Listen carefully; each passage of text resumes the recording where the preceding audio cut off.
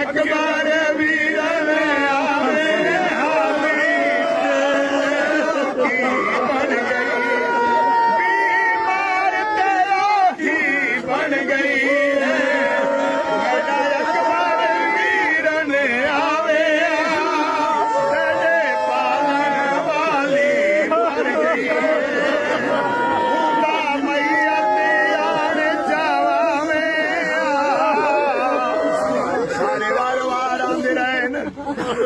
मीरे कहना दायन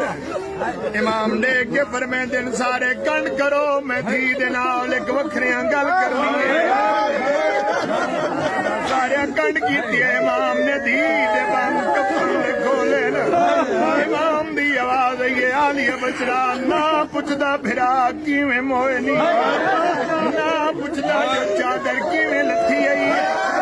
एक गल पुछण आई तेरे गाजी वीर दी जिंदगी तेरा फलक देखिया सारा मैं सिकदा टुरिया दुनिया तू मेरे नाल सैयदा दे बाबा यो पुछ दई किवें बोली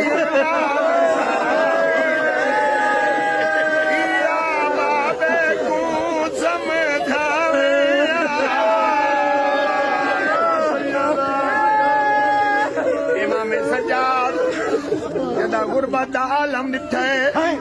उफी दे पास देख के इमाम सजा उते हाथ बद गए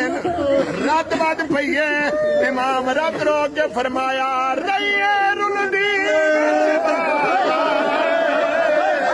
आज तेरी मिन्नत कर